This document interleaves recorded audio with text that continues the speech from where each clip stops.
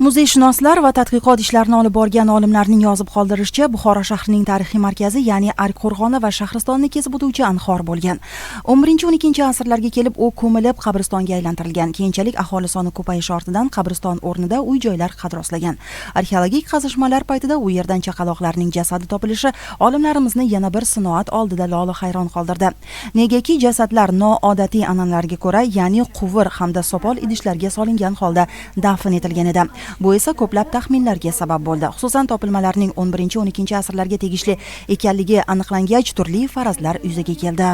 Taxminlardan biri quvurlarni tayyorlash davomida bir nechta nosozliklar yuzaga kelgan va mana shu nosoz ishlab chiqarilgan xumlar, nosoz pishirilgan xumlar tashlab yuborilmaslik uchun ham, oddiygina tashlab yuborilmaslik uchun ham, bulardan ham foydalanish maqsadida chaqaloqlarni aynan mana shu suv idishlarga ko'milish kabi taxminlar ham yuzaga keldi. Yana bir taxminimiz shundan iboratki, boshqa buyumlar ham, idishlar, tovuqlar ham nosoz chiqishi mumkin.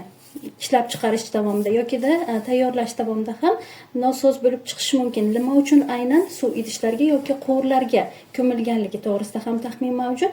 Bunga ko'ra esa biz aynan suv quvurlari va suv idishlar bular juda ham pok va barcha dinda ham suv juda ham pokligi, chaqaloqlar ham aynan suv kabi pok, ular gunohsiz bo'lganligi sababli ham aynan mana shunday quvurlarga hamda suv idishlarga ko'milganligi to'g'risida bir nechta taxminlarimiz mavjud. Suxirvaning yozgan manbalari asosida yana bir shunday taxminimiz mavjudki, aynan yoshi katta insonlar dafn etgandan keyin mayitni aynan zambillarga ko'tarib olib ketilgan qabristonlarga.